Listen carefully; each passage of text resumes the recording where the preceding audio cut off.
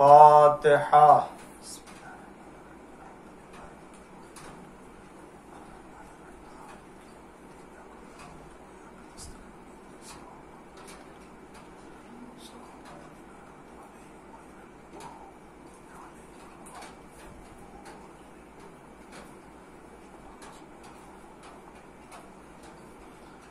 अऊज़ु बिल्लाहिस समीइल अलीम मिनश शैतानिर लईनिर रजीम। बिस्मिल्लाहिर रहमानिर रहीम। अल्हम्दुलिल्लाहिल मारूफ मिन गैरि रुयत वल खालिक़ु मिन गैरि मनसबत। खलक़ल खलाइक़ बिक़ुदरते वस्तअबदल अरबाब बिइज़्ज़ते वसादल उज़मा बिजूदे वस्सलातु वस्सलाम वत्तहिय्यतु वल इकराम अलल बशीरिन नज़ीर अस्सिराजिल मुनीर हबीबिल्लाहिल आलमीन अबिल क़ासिम मुहम्मद व अला आलिहि तय्यबीन ताहिरीन अल मासूमीन अल मज़लूमीन अल मुंतखबीन अल मुंतजबीन अल-ग़ुर्रिल मयामीन अल्लज़ीना अज़हबल्लाहु अन्हुमुर रिज्सा व तहहरहुम तत्हीरा।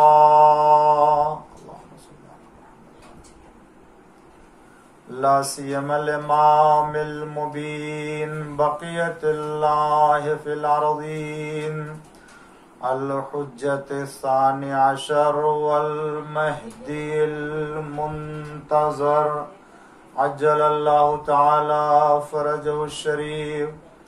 अल्लाहुम्मा लान अव्वला ज़ालिमिन ज़लम हक़्क़ मुहम्मदिन व आलि मुहम्मद व आखिर ताबिइन लहु अला ज़ालिक।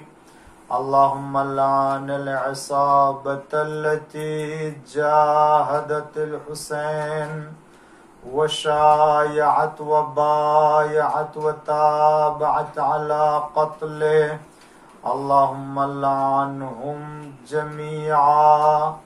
अम्मा बाद फ़क़द क़ालल्लाहुल हकीम फ़ी क़ुरानिल करीम व क़ौलुहुल हक़। बिस्मिल्लाहिर रहमानिर रहीम व जअलहा कलिमतन बाक़ियतन फ़ी अक़बिही। सलवात पढ़ दीजिए मोहम्मद व आले मोहम्मद पर।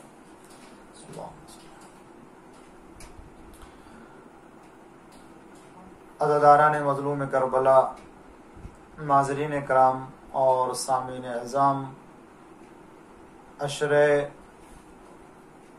माह मुहर्रम 1443 की ये चौथी मजलिस है जो अज़मत इमाम हुसैन अलैहिस्सलातु वस्सलाम के उन्वान से उसके मारूज़ात आपकी खिदमत में पेश करने की सआदत हासिल कर रहा हूँ।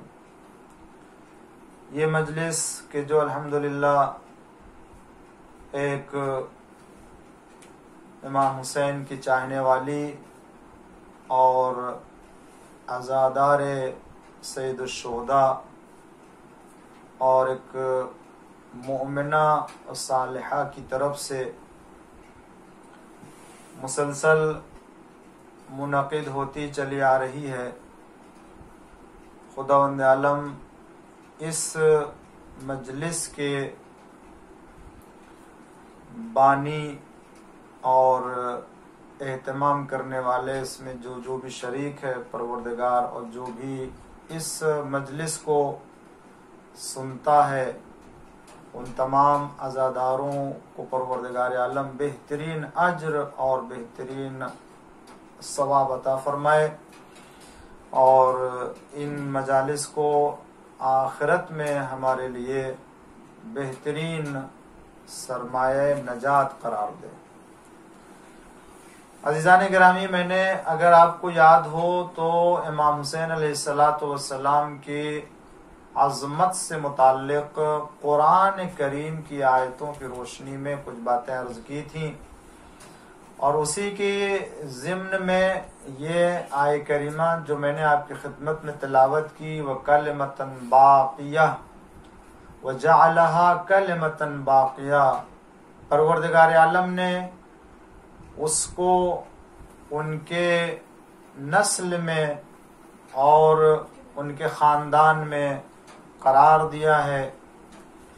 इस आय करीमा की जब तफसीर में हमारे और आपके छठे इमाम इमाम जाफ़र सादिक़ अलैहिस्सलातु वस्सलाम से दरियाफ्त किया गया, तो इमाम ने इस आय करीमा की तफसीर में फरमाया, वजअलहा कलिमतन बाक़िया, अल्लाह ने उस कलमे को बतौर बाक़ी करार दिया है, यानी इमामत को इमाम हुसैन अलैहिस्सलातु वस्सलाम की नस्ल में करार दिया है। ये खुद बहुत ही अजीम मंजिलत और अजमत है इमाम हुसैन अलैहिस्सलाम की, के इमाम हुसैन अलैहिस्सलाम के बाद कयामत तक जो इमामत चलने वाली है, उस इमामत को नस्ल इमाम हुसैन अलैहिस्सलाम में करार दिया। यानी इस एतबार से इमाम हुसैन की ज़ात गिरामी अपने बाद कयामत तक आने वाले इमामों के बाप कहलाएंगे और अबुल अइम्मा वहां से कहलाएंगे, जिसका जिक्र खुदावंद आलम ने कुरान करीम में किया। सूरह ज़ुखरुफ आयत नंबर 38 के खुदावंद आलम ने इमाम हुसैन की इस अजमत का ऐलान कुरान करीम में किया। इससे बढ़ करके के इतने इमामों की नस्ल को इमाम हुसैन अलैहिस्सलाम के हसब में, इमाम हुसैन अलैहिस्सलाम के नस्ल में करार दिया। मैंने अब इस आय करीमा और इसके अलावा दीगर जो आय करीमा थी, मैंने इमाम हुसैन अलैहिस्सलातु वस्सलाम की शान में आपके खिदमत में अर्ज की। आज की मजलिस में मैंने आपके लिए जो मारूज़ात और जो मतालिब और जो बातें पेश करने के लिए जमा किया है, वो है कलाम पैगंबर इस्लाम और रसूलुल्लाह सल्लल्लाहु अलैहि वसल्लम के नजदीक इमाम हुसैन अलैहिस्सलाम की क्या अजमत है।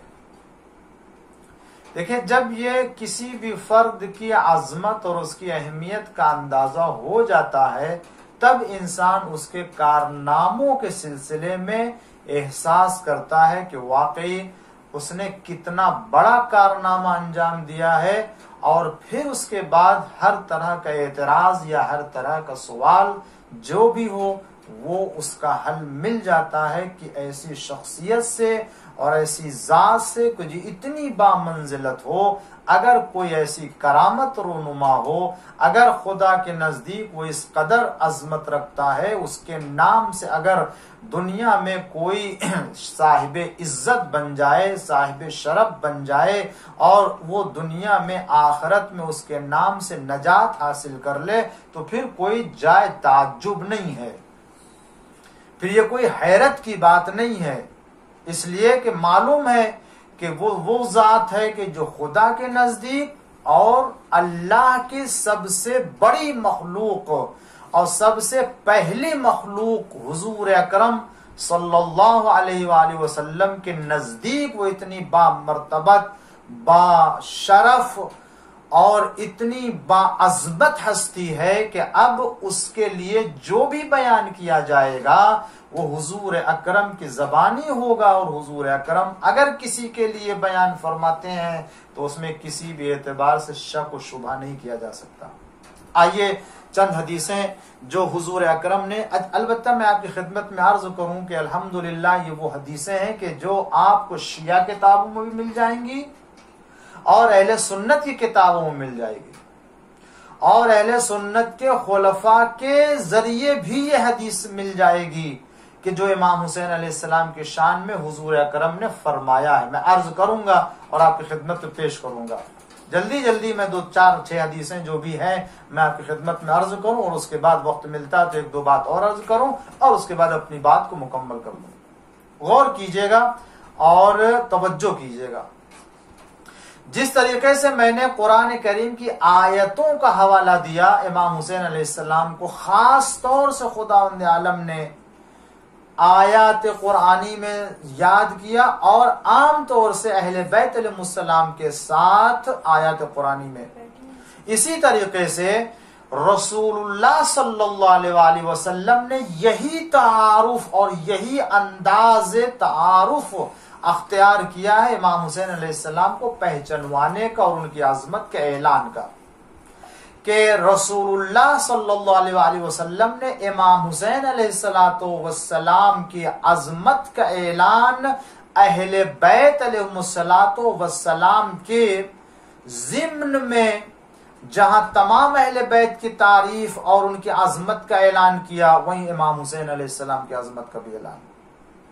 उसके बाद इमाम हसन इमाम हुसैन अलैहिस्सलाम का जिक्र करके अजमत इमाम हुसैन अलैहिस्सलाम का ऐलान किया, और फिर खास तौर से इमाम हुसैन अलैहिस्सलाम को खिताब करके अजमत इमाम हुसैन अलैहिस्सलाम को पहचानवाया, और अमल से भी आपने कुछ ऐसे काम अंजाम दिए जिससे हुसैन इब्न अली के अजमत का अंदाजा होता है। तो आइए सबसे पहले उन अहादीस की तरफ रुजू करते हैं कि जिसमें रसूलुल्लाह ने अहले बैत अलैहिस्सलाम के ज़िम्न में इमाम हुसैन अलैहिस्सलाम की अजमत का ऐलान किया।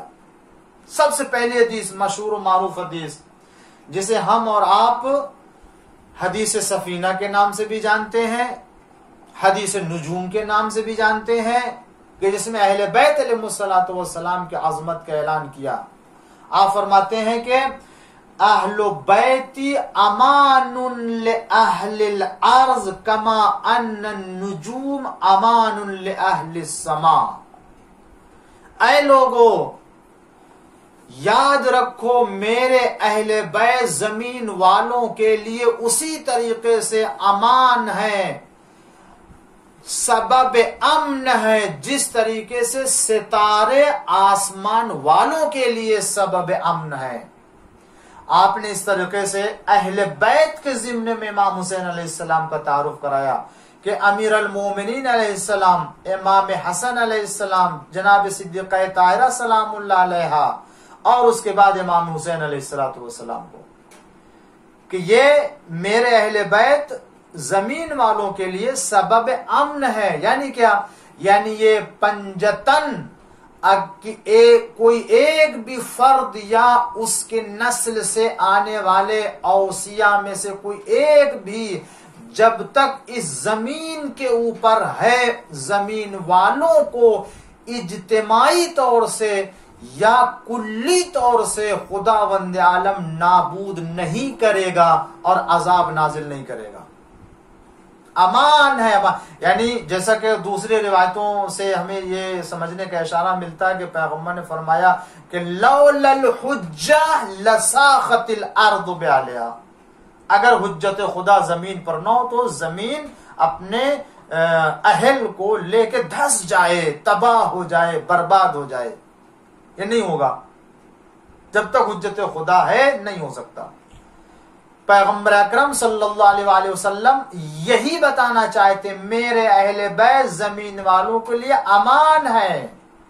अहले बैत से मुराद जो रसूलुल्लाह का अहले बैत, रसूलुल्लाह के अहले बैत कौन है, यहां भी वाज़ेह होता चले कि अहले बैत पैगंबर में जिनका तारुफ पैगंबर इस्लाम ने किया है आये ततहीर में, आये मुबाहिला में, जिनको लेकर के गए, जिनको चादर के नीचे जमा किया और अल्लाह की बारगाह में अर्ज किया, अल्लाहुम्मा हाउला अहले बैती, ऐ परवरदिगार ये मेरे अहले बैत हैं। तो जिनका तारुफ पैगंबर इस्लाम ने अहले बैत को उन्वान से किया, कौन? अमीर अल मोमिनीन सलाम, इमाम हसन, इमाम हुसैन, जनाब सिद्दीक़ा ताहिरा, और जो इमाम हुसैन अलैहिस्सलाम की नस्ल से कयामत तक इमाम आने वाले हैं। ये 14 मासूम हम जिनको कहते हैं, ये 14 मासूम अहले बैत पैगंबर हैं कि जिनकी क़यादत, जिनकी इमामत, जिनकी मोहब्बत और जिनकी विलायत के लिए हम सबको हुक्म दिया, जिनके हुक्म की इताअत करना वाजिब है, जो मुफ्तरज़ुत्ताआ है, जिनकी इताअत फर्ज की गई है खल्क़ खुदा के ऊपर, ये वही 14 मासूम है, इनके अलावा कोई दूसरा नहीं मुफ्तरज़ुत्ताआ होने के उन्वान से मासूम है जो। तो यहां इस हदीस में पैगंबर इस्लाम ने आम तौर से अहले बैत को और उसी में इमाम हुसैन अलैहिस्सलाम का तज़किरा फरमाया। उसके अलावा दूसरी हदीस, हदीस सफीना के नाम से जिसको हम जानते हैं, मसल अहले बैती का सफीनत नू, मेरे अहले बैत की मिसाल सफीने नू के मानिंद है। पवन रकब, जो सवार हो गया वो नजात पा गया और जो उससे दूर रहा वो गर्क हो गया, वो गर्क हो गया यानी नाबूद हो गया। सब कश्ती नजात किसे कहते हैं? जो इंसान को तूफान से बचा के साहिल और मंजिल तक पहुंचा दे उसे कहते हैं कश्ती नजात। जनाब नूह के जमाने में जब तूफान आया तो जितने साहिबान ईमान थे और जनाब नूह अलैहिस्सलाम ने जिनको जिनको कश्ती पर सवार किया और जो जो कश्ती पर आया अल्लाह ने उसको तूफान से नजात दी, और जो नहीं सवार हुआ और रसूल पैगंबर नबी बुलाते रहे मगर वो कश्ती पर नहीं आया और कश्ती से बाहर रहा तो अल्लाह ने उसे गर्क कर दिया, उसे तबाह कर दिया, उसे बर्बाद कर दिया। बिल्कुल यही नजीर पैगंबर इस्लाम अपने अहले बैत की उस वक्त जिस वक्त हुजूर अकरम ने फरमाया उस वक्त से लेकर कयामत तक के लिए फरमाया। यानी इसका मतलब जनाब नूह के जमाने में वक्ती तूफान आया था, महदूद तूफान आया था सिर्फ उसी जमाने के लिए, मगर उस जमाने में भी जो उस तूफान से बच के कश्ती पे सवार हुआ वो नजात पा गया। पैगंबर इस्लाम ने आम तौर से अहले बैत को मिसाल दी है, तशबीह दी है कश्ती नूह से कि जो सवार हो गया वो नजात पा गया। अब ये तूफान कोई वक्ती तूफान नहीं है कि अगर कोई हुजूर अकरम के जमाने में अहले बैत से मोहब्बत करता था और अहले बैत को गले लगाए हुए था तो वो नजात पा जाएगा, और वफात पैगंबर के बाद अगर किसी ने अहले बैत से रुख मोड़ लिया तो कोई परेशानी नहीं होगी, या वो गर्क नहीं होगा या वो हलाक नहीं होगा। नहीं, जब तक अहले बैत पैगंबर दुनिया में हैं, जब तक अहले बैत की एक भी फर्द हुए जमीन के ऊपर बाकी, उस वक्त तक अहले बैत की कश्ती पर लोगों को सवार रहना होगा। किसी भी दौर में किसी भी जमाने में अगर अहले बैत को छोड़ दिया तो ये उसी तरीके से है जो कश्ती नूह को छोड़ के पहाड़ पे चढ़ गया। पहाड़ अपने वुसअतों के बावजूद, पहाड़ बुलंद होने के बावजूद तूफान से, पानी से न बचा सका उस पर पनाह लेने वालों। तो जब पहाड़ अपने इतने मुस्तहकम होने के बावजूद, इतना बुलंद होने के बावजूद तूफान नूह से उस पर पनाह लेने वाले को न बचा सका, तो अगर कोई किसी भी जमाने में अहले बैत से दूर रह करके गुमराही, फसाद, जलालत, तारीकी, जुल्मत से अगर कोई नजात हासिल करना चाहता है तो वो अहले बैत से दूर रह के नजात नहीं पाएगा, बल्कि उसको अहले बैत के दामन से मुतमस्सिक होना पड़ेगा। चाहे वो अली का दौर हो, चाहे हसन का दौर हो, चाहे हुसैन का दौर हो। लिहाजा जिन लोगों ने हुसैन इब्ने अली के दौर में हुसैन को छोड़ करके दूसरे के पास गए हैं वो हमेशा के लिए गुमराह हो गया, और जो उसके राह पे चलने वाला वो भी हमेशा के लिए गुमराह होगा। एक सलवात पढ़ दीजिए मोहम्मद व आले मोहम्मद पर। इमाम हुसैन अलैहिस्सलाम कश्ती नजात हैं। यहां तो खास तौर से इमाम हुसैन अलैहिस्सलाम के लिए भी पैगंबर सलाम ने फरमाया है। जहां आम तौर से कश्ती नूह की मिसाल देते हुए अहले बैत के जिम्ने में इमाम हुसैन अलैहिस्सलाम को अजमत के ऐलान किया, वह खास तौर से, अभी मैं उन हदीसों को नहीं बयान कर रहा हूं जिसमें खास तौर से इमाम हुसैन का तज़किरा, मगर बात आ गई है तो इसको सुनते चलें कि हुजूर अकरम फरमाया इन्नल हुसैन मिस्बाहुल हुदा व सफीनतुन नजात। हुसैन चराग हिदायत हैं और कश्ती नजात है, नजात की कश्ती है। इमाम हुसैन की इतनी अजीम मंजिलत है, इतनी अजीम मंजिलत है कि अगर कोई हुसैन का सहारा ले ले तो वो कभी गुमराह नहीं हो सकता। अगर किसी ने सफीने हुसैन पर सवार हो करके अपने को गुमराही से बचाने का इरादा कर लिया तो वो बच जाएगा, चाहे वो जितना गुनहगार हो, चाहे जिस मसलक का अख्तियार करने वाला हो, चाहे वो मुसलमान हो मुसलमान न भी हो। अगर हुसैन के दामन से मुतमस्सिक हो गया और हुसैन इब्न अली की कश्ती पर सवार हो गया तो हुसैन कश्ती नजात हैं और चराग हिदायत हैं। हिदायत का चराग रोशन है इमाम हुसैन अलैहिस्सलाम की। दुनिया वालों, अज़ा इमाम हुसैन अलैहिस्सलाम की कद्र जानो, अज़ादारो इमाम हुसैन अलैहिस्सलाम की मजलिस की इज्जत करो कि ये वो दरसगाह हुसैनी है कि जो चराग हिदायत के उन्वान से जल रहा है, रोशनी दे रहा है। अगर कोई हिदायत लेना चाहता है तो फर्श अज़ा पर आए, अगर कोई दीन हासिल करना चाहता है तो अज़ादारी इमाम हुसैन अलैहिस्सलाम करे, और अगर कोई वाकई नजात पाना चाहता है तो कश्ती नजात पर। इमाम हुसैन चराग हिदायत भी है, कश्ती नजात भी है। एक सलवात पढ़ दीजिए मोहम्मद वाले मोहम्मद पर। अजमत इमाम हुसैन अलैहिस्सलाम अहले बैत अलैहिस्सलाम के जिम्न में ये हदीस फरमाई। और उसके बाद आपने अपने दोनों बेटों का तज़किरा किया ना, इमाम हसन इमाम हुसैन अलैहिस्सलाम की अजमत का ऐलान करते हुए यहां इमाम हुसैन की अजमत का ऐलान किया। फरमाया क्या, अल हसन वल हुसैन सय्यदे शबाब अहलिल जन्नह।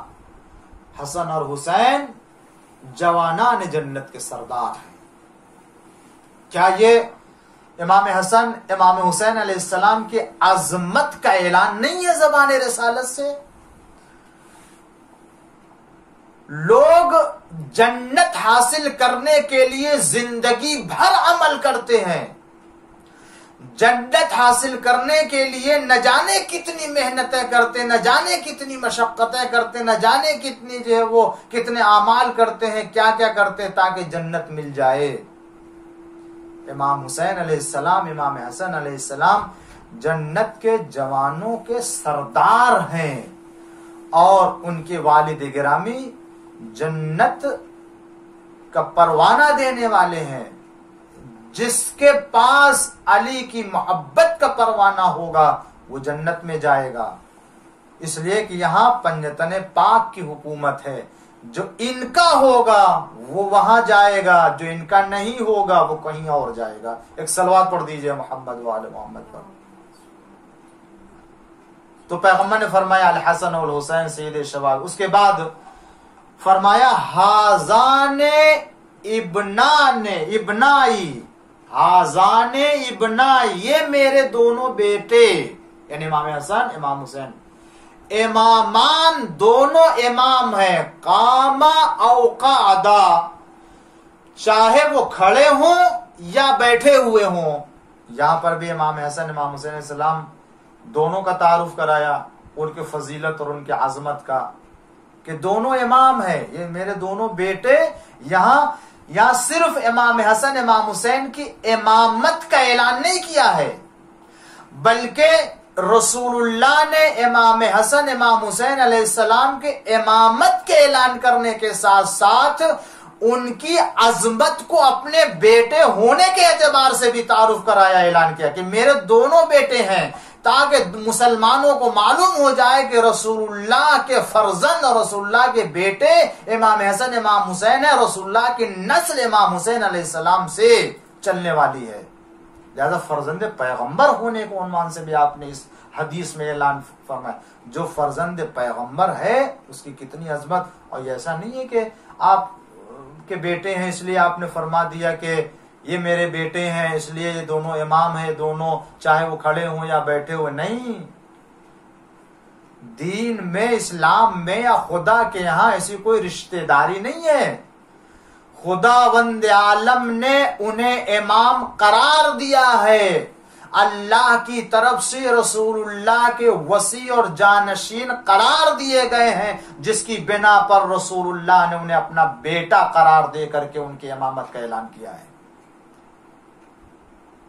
तो कोई इमाम हसन या इमाम हुसैन की इमामत का इनकार करके रसूलुल्लाह का मुहिब नहीं हो सकता, रसूलुल्लाह का चाहने वाला नहीं हो सकता है। और अगर रसूलुल्लाह का चाहने वाला है तो उसको रसूलुल्लाह के इस कलाम की पैरवी करना पड़ेगी, रसूल का कहना मानना पड़ेगा। और जब रसूल का कहना माने तो इमाम हसन इमाम है, इमाम हुसैन इमाम है, और दोनों शक्ल में कितना फसीह कलाम है, छोटा सा जुमला, मगर पैगंबर इस्लाम ने कितनी हकीकतों का ऐलान कर दिया और कितनी अजमतों का ऐलान कर दिया।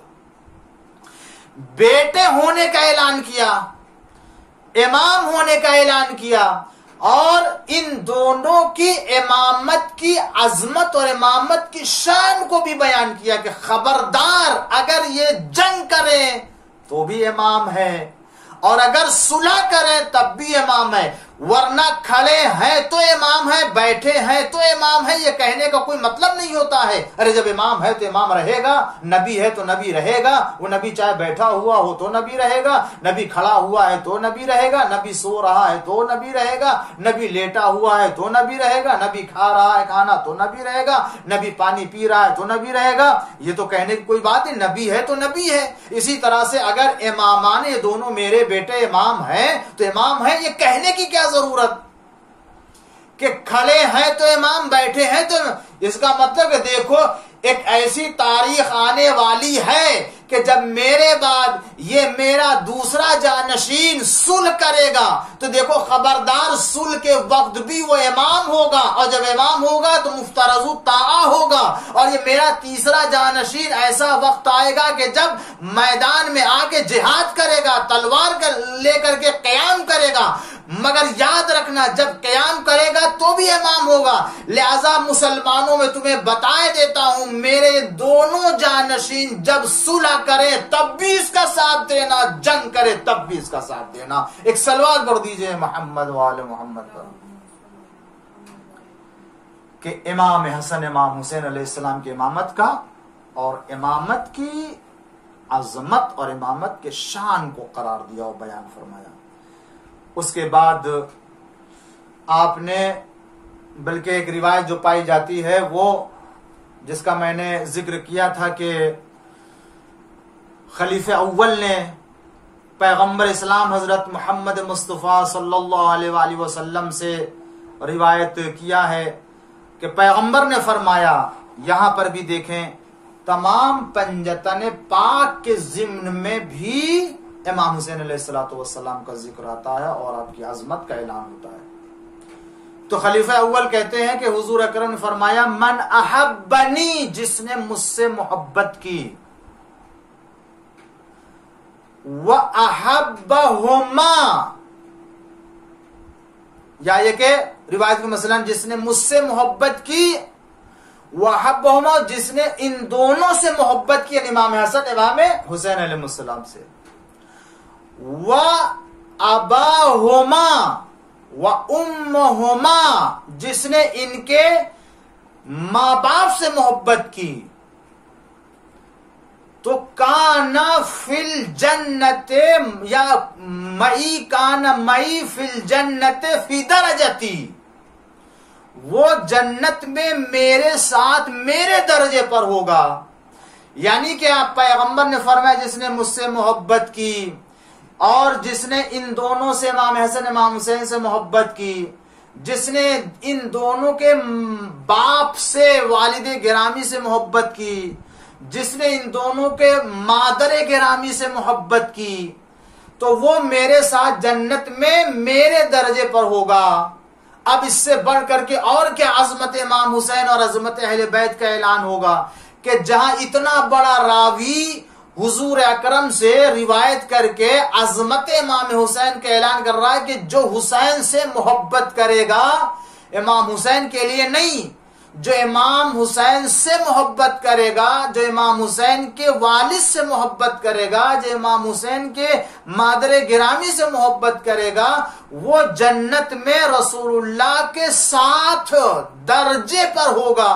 तो अब इसी से अंदाजा कीजिए, जिसकी अजमत का आलम ये हो कि उनकी मोहब्बत, उनसे मोहब्बत करने वाला रसूलुल्लाह के हमरा जन्नत में करार दिया जा सकता है, तो बताइए खुद इमाम हुसैन की कितनी बड़ी अजीम मंजिलत होगी जन्नत में कि उनसे मोहब्बत करने वाले ये मंजिल हासिल कर चुके होंगे। एक सलवात पढ़ दीजिए मोहम्मद व आले मोहम्मद पर। अब ये रिवायत तो यकीनन हमारे यहाँ तो रिवायत है ही है, इमाम हुसैन से मोहब्बत करने वाला, इमाम हुसैन के वालिदे गिरामी से मोहब्बत करने वाला, इमाम हुसैन अलैहिस्सलाम के मादरे गिरामी से मोहब्बत करने वाला, उनके भाई से मोहब्बत करने वाला, उनके नाना से मोहब्बत करने वाला, वो सब एक ही है। ऐसा नहीं है हमारे यहाँ के अगर कोई रसूलुल्लाह से मोहब्बत करता है तो इमाम हसन से नहीं, या किसी वक्त तक इमाम हसन से मोहब्बत किया और उसके बाद किसी और तरफ मुड़ गया, ये तो शिया मजहब में है ही नहीं, इसलिए कि इनके अलावा तो कोई है ही नहीं है। रसूलुल्लाह सल्लल्लाहु अलैहि वसल्लम के बाद बिला फस्ल खलीफा अमीर अल-मोमिनीन सलाम, और उसके बाद इमाम हसन, इमाम हुसैन, अली इब्न हुसैन, इमाम ज़ैनुल आबिदीन अलैहिस्सलाम, इमाम मोहम्मद बाक़िर अलैहिस्सलाम, जाफर सादिक अलैहिस्सलाम, और इमाम कासिम अलैहिस्सलाम, इमाम अली रज़ा अलैहिस्सलाम, इमाम तक़ी अलैहिस्सलाम, इमाम अली नक़ी अलैहिस्सलाम, इमाम हसन अस्करी अलैहिस्सलाम, इमाम महदी अज्जलल्लाहु तआला फ़रजुहु शरीफ है कि ये सिलसिला जो है वो, अगर इस सिलसिले में किसी ने कुछ भी कमी या ज्यादती कर दी तो पूरा सिलसिला खत्म और वो मोहब्बत करने वाला शुमार नहीं होगा। लेकिन ये रिवायत जो हमारे यहाँ भी है, लेकिन अहले सुन्नत के यहाँ जिस रावी के जरिए से आई है, मैं इस रिवायत की बात कर रहा हूं, तो इसमें तो कोई ज़ोफ, कोई नातवानी या किसी तरह की कमजोरी का तो एहसास कर ही नहीं सकता इंसान, इसलिए कि किसी ऐसे वैसे से रिवायत नकल हुई नहीं है। किसी भी रिवायत को ज़ईफ करने के लिए उसी वक्त कहा जा सकता है कि रावी ज़ईफ है, लेकिन जब रावी आलम इस्लाम के इतना मोतबर रावी हो कि उसके ऊपर इतने मुसलमानों का ईमान हो, तो वो रिवायत ज़ईफ कैसे हो सकती है। तो लिहाजा यहां से एक माना और निकलता है, वो क्या कि अगर सिर्फ पैगंबर से मोहब्बत की बात होती और इमाम हुसैन से मोहब्बत की बात होती तो शायद मुसलमान निकल जाता या रसूलुल्लाह से मोहब्बत करके आगे बढ़ जाता, मगर रावी ने मुकम्मल हदीस नकल करके साबित कर दिया कि देखो सिर्फ रसूलुल्लाह को गले लगाने से काम नहीं चलेगा, बल्कि हसन से भी मोहब्बत होगी, हुसैन से भी मोहब्बत करना होगी, अली से भी मोहब्बत करना होगी, शहजादी से भी मोहब्बत करना। यानी इसका मतलब ये कि सिर्फ पैगंबर से मोहब्बत करने वाला जन्नत में नहीं जा सकता जब तक के पैगंबर के इन हस्तियों और पैगंबर के इन अहले बैत से मोहब्बत न करे। लिहाजा हुसैन के नाना से भी मोहब्बत जरूरी है, हुसैन के बाबा से भी मोहब्बत जरूरी है, हुसैन की मादरे गिरामी से भी मोहब्बत जरूरी है, हुसैन के भाई से भी मोहब्बत जरूरी है, और खुद हुसैन से भी मोहब्बत हो।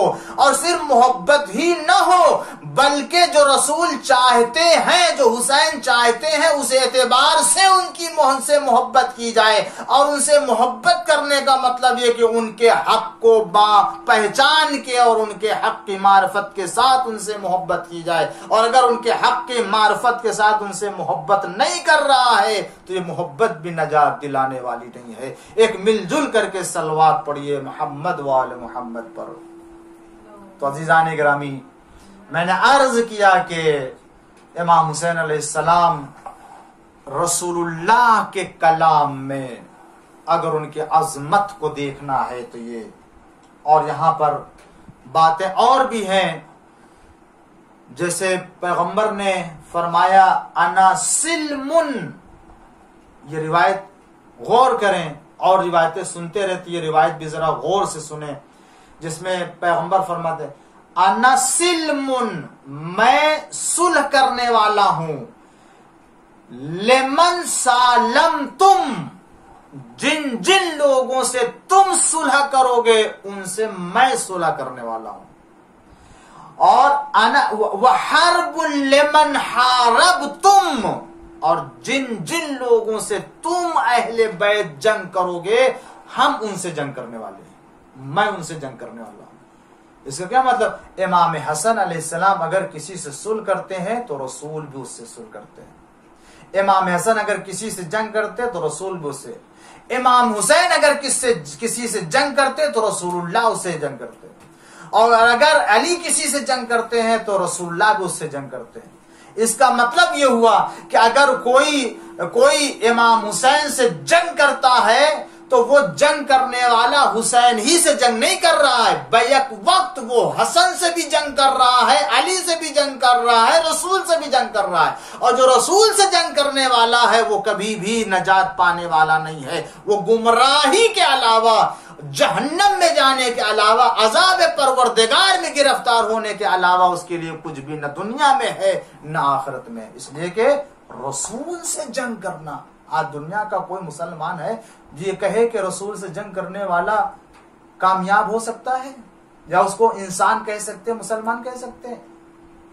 रसूल इस्लाम की ये हदीस के जिन जिन से तुम सुलह करोगे हम उनसे सुलह करने वाले, और जिनसे तुमने जंग की हम उनसे जंग करने वाले। इसका मतलब ये है कि जो रविश और जो अंदाज रसूलुल्लाह का सुलह करने में, जंग करने में है, वही फिक्र, वही सोच और वही अंदाज सुलह करने में, जंग करने में इमाम हसन, इमाम हुसैन और मौलाए कायनात का भी है। लिहाजा इस हदीस के एतबार न कोई सुलह हसन पर एतराज कर सकता है, न जंगे हुसैन पर कोई एतराज कर सकता है।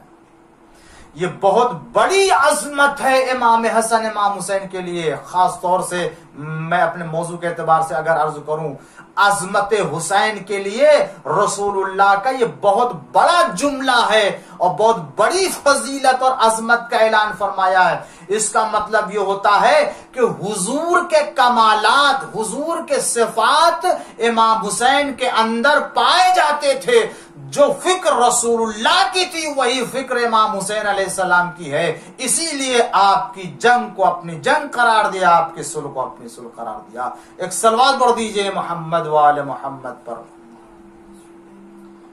और इस बात को मैं मुकम्मल करके आज के कलाम को अपने इसी हदीस पैगंबर और रसूलुल्लाह के नजदीक अजमत इमाम हुसैन के हवाले से जो गुफ्तगू मुकम्मल कर दूंगा, उसके बाद जो एक दूसरी गुफ्तगू अजमत इमाम हुसैन अलैहिस्सलाम के हवाले से पेश करूंगा। तो इमाम हसन, इमाम हुसैन अलैहिस्सलाम के लिए फरमाया, अल्लाहुम्मा इन्नी उहिब्बुहुमा, परवरदिगार मैं इन दोनों से मोहब्बत करता हूं। कौन? इमाम हसन, इमाम हुसैन। फअहिब्बहुमा, ऐ खुदा तू भी इनसे मोहब्बत फरमा। व अहिब्बु मैं युहिब्बुहुमा, ऐ परवरदिगार मैं उससे मोहब्बत करता हूं जो इन दोनों से मोहब्बत करता है। देखे कैसे रसूलुल्लाह ने इमाम हसन, इमाम हुसैन अलैहिस्सलाम के आजमत को बयान करने के लिए कैसे एक दो हदीसें नहीं है, तवातुर लफ्जी भी है, तवातुर मानवी भी है। इसका लीजिए, इस तरह से आप फरमाते हैं, अहब्बु अहले बैती इलैया अल हसन वल हुसैन, मेरे अहले बैत में मेरे नजदीक सबसे ज्यादा महबूब इमाम हसन, इमाम हुसैन। उसके बाद खास तौर से फरमाया, तज़किरा किया इमाम हुसैन सलाम का, हुसैन मिन्नी व अना मिन हुसैन, मैं हुसैन से हूं और हुसैन मुझसे और मैं हुसैन से हूं। या फरमाया हुसैन मिन्नी व अना मिन हो, यहां सिर्फ इमाम हुसैन का जिक्र है। या अजमत इमाम हुसैन, ये फिक्रा जो इमाम हुसैन सलाम के लिए है, हुसैन मिन्नी व अना मिन हुसैन, ये अजमत इमाम हुसैन सलाम के लिए बहुत बड़ा जुमला है कि रसूलुल्लाह अपने आप को इमाम हुसैन सलाम से करार दे रहे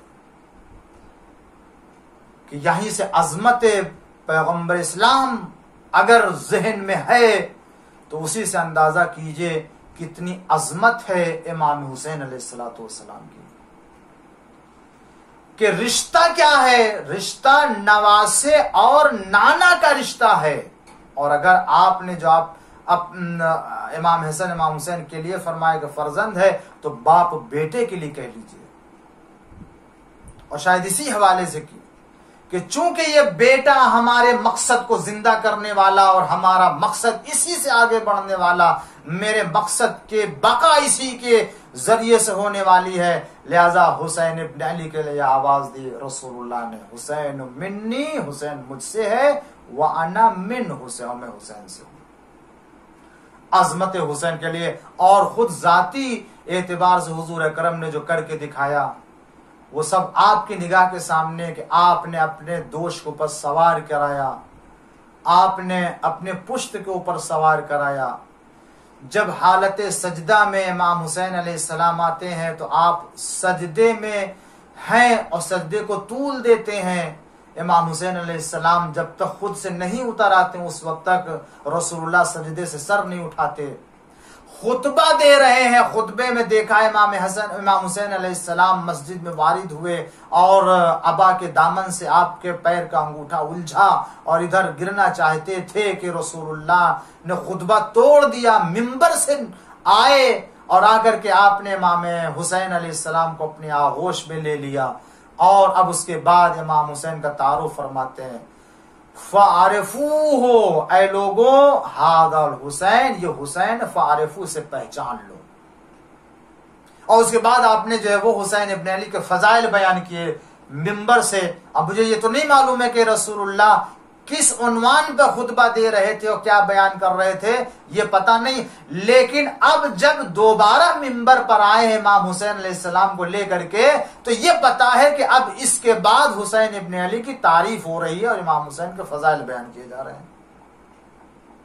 किसी से भी कह देते लेकर के, मगर नहीं, रसूलुल्लाह खुद गए और गोद में ले करके मिंबर पर आए और उसके बाद इमाम हुसैन अलैहिस्सलाम के फजाइल बयान करना शुरू किया। क्यों? इसलिए ताकि दुनिया पहचान ले कि हुसैन की अजमत क्या है और हुसैन की जात गिरामी कितनी बुलंद है। मुसलमानों, लाओ किसी को, दिखाओ हमें जितनी उसकी अजमत हो रसूलुल्लाह के नजदीक और कुरान में खुदा के नजदीक। फिर उसके बाद अंदाजा लगाओ कि जिस हुसैन ने करबला के मैदान में कुर्बानी दी है और जिस हुसैन ने अपने बच्चों के साथ राय खुदा में कुर्बानी दे दी, शहादत दे दी, वो कितनी अजीम शख्सियत थी और कितनी अजीम मंजिलत वाली थी। क्या मुसलमानों के लिए रसूलुल्लाह की ये तमाम हदीसें काफी नहीं थी हुसैन इब्न अली की मदद करने के लिए? क्या यजीद और यजीदियों के लिए इमाम हुसैन अलैहिस्सलाम के सामने सर झुका देने के लिए अगर वो मुसलमान थे तो क्या ये हदीसें काफी नहीं थी उनके लिए कि जिसको सारे सहाबा ने नकल किया था, जिसको खलीफा अव्वल ने भी नकल किया है, तमाम लोगों ने? क्या इसी तरह का बर्ताव किया जाता है महबूबे रिसालत से, महबूबे पैगंबर से? क्या इसी तरह का बर्ताव किया जाता है जो रसूल का चहेता हो? क्या यही शुरू किया जाता है जिसके लिए रसूल मिंबर पर आए और उसके फजाइल बयान करें? क्या उसके साथ यही बर्ताव किया जाता है जो करबला में किया गया, जिसके लिए रसूल ने फरमाया था कि मैं उससे हूं, वो मुझसे है? और क्या रसूल ने इसीलिए फरमाया था कि तुम उसकी तमाम मंजिलतों को और तमाम उसकी अजमतों को नजरअंदाज कर दो और उसके अजियतें और उसके ऊपर जुल्म के पहाड़ ढाओ? अज़ादारों, आज मुहर्रम की 4 तारीख है और इस हवाले से देखें कि करबला में फौजें जमा हो रही हैं। उमर साद 4000 का लश्कर लेके पहले ही से आ चुका है 3 मुहर्रम को, और 4 मुहर्रम को कूफे में इब्ने ज़ियाद ने मस्जिद में तमाम कूफियों को जमा होने का हुक्म दिया। जब जमा हो गए तो आने के बाद लोगों को डराया, लोगों को लालच दी और यजीद की तारीफ की और खानदान बनी उमैया की तारीफें की और इनाम से, पैसों से, दिरहम दीनार से उनको खुश किया और उन सबको उसके बाद करबला हुसैन इब्न अली से जंग करने के लिए भेजा। शिम्र को भी 4000 का लश्कर दिया, दूसरे 4000 का लश्कर लेकर के गए, दूसरे 2000 का लश्कर लेकर के गए और दूसरे 6000 का लश्कर, इस तरह से करके उमर साद के पास इस तारीख में तकरीबन 20,000 की फौजें जमा हो गई थी एक 72 के काफिले से निपटने के लिए। अरबाब अज़ा, आप अंदाजा करें कि हुसैन को जो छोटी सी हक की जमात थी उसको कितने जालिमों ने घेर के करबला में मारा है और किसी ने उसकी मदद नहीं की। जो इतनी अजमत रखता हो, जो इतनी निगाह रिसालत में मंजिलत रखता हो, हाय करबला में उसे बेयार मददगार ज़बह कर दिया गया। और वो पुकारता रहा, हल मिन नासिरिन यंसुरना, हल मिन मुगीसिन युगीसुना, है कोई जो मेरी मदद के लिए आए। और यजीद है कि जो तलवार लिए हुए हुसैन को कत्ल करने के दर पे हैं। अज़ादारों, ये वो मंजिल है कि जहां हुसैन के अंसार और हुसैन के असहाब और उनके चाहने वालों का मातम किया जाता है। हाँ अरबाब अज़ा, इन तमाम तारीखों में तमाम शुहदा का मातम तो नहीं हो सकता है नाम ले ले करके, या एक एक रात और शब को या दिन को तकसीम नहीं कर सकते, मगर बहरहाल हम सलाम करते हैं 4 मुहर्रम को करबला के तमाम अंसार इमाम हुसैन की खिदमत में। सलाम हो हमारा हुर्र इब्न यजीद रियाही को, सलाम हो हबीब इब्न मदाहिर को, सलाम हो मुस्लिम इब्न औसजा, सलाम हो अबू समामा सैदावी को, सलाम हो मुस्लिम इब्न औसजा को, सलाम हो ज़ुहैर कैन को, सलाम हो अली बिन हुर्र इब्न यजीद रियाही को, जिन्होंने इमाम हुसैन अलैहिस्सलातु वस्सलाम के खिदमत में आकर के जान कुर्बान कर दी है।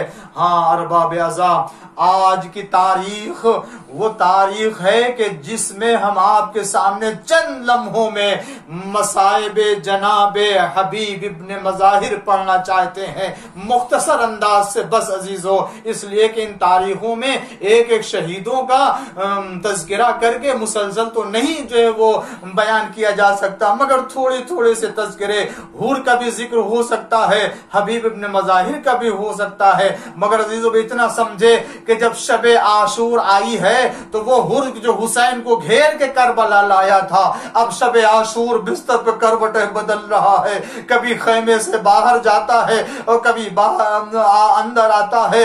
देखने वाले देख रहे हुर है तो जो बेचैनी के आलम में रात गुजार रहा। कहा ए हुर तुझे क्या हो गया है?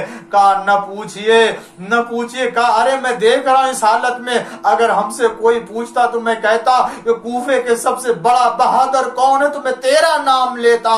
तुझे क्या कहता है कि मैं जब रात में बिस्तर पर लेटता हूं तो मुझे एक आवाज आती है उस तरफ से, और वो आवाज है हुसैन के बच्चों की प्यास की। बच्चे हुसैन की प्यास से तड़प रहे हैं और आवाज देते अल्लाह ताश अल्लाह ताश। और जब मैं इनकी आवाज सुनता हूं तो मेरा दिल तड़प जाता है।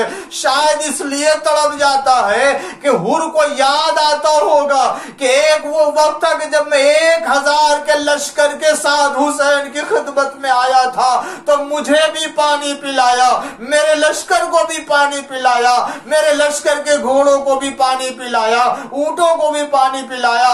मगर आज हुसैन इतना बेबस है तो उसके बच्चे अलतश की आवाज बुलंद कर रहे हैं, मुझसे रहा न जाएगा।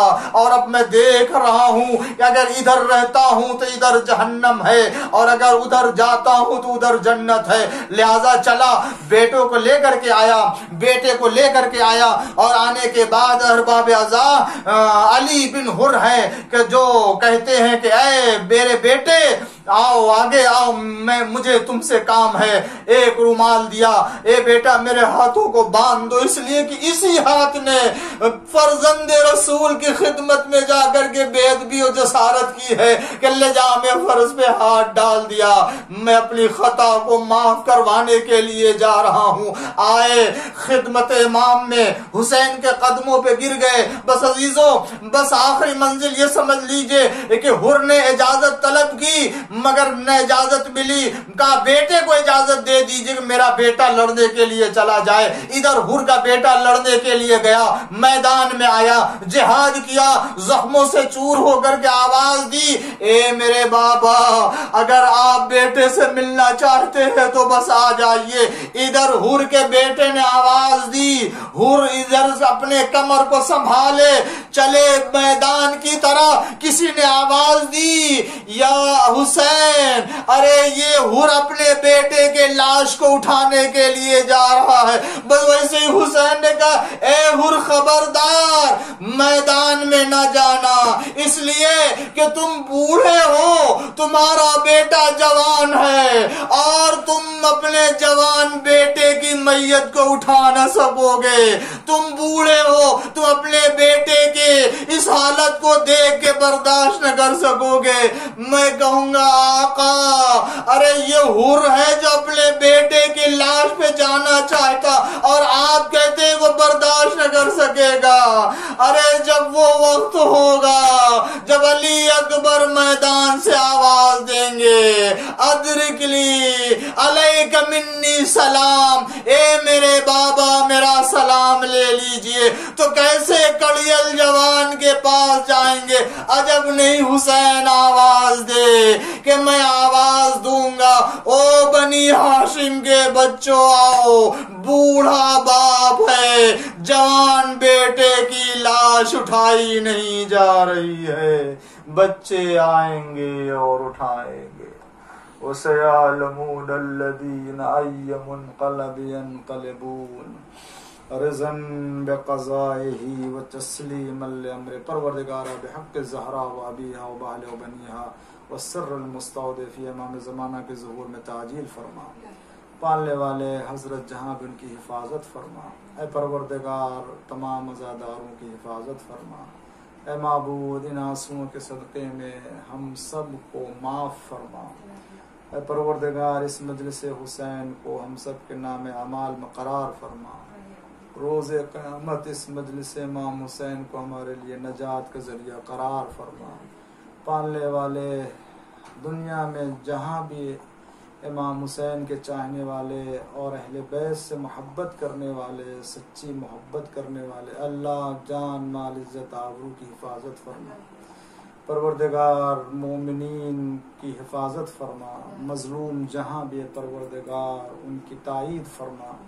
पालने वाले जो बेगुनाह बेखता अगर कहीं कैद खाने में, अल्लाह उनकी रिहाई के असबाब फराहम फरमा। पालने वाले हम सब के गुनाहों को माफ़ फरमा। पढ़ने वाले इमाम ज़माना की ज़ुहूर में ताजिल फरमा। हम सब को उनके लश्कर में शुमार फरमा। बिहक़्क़ि मुहम्मदिन वालिहि।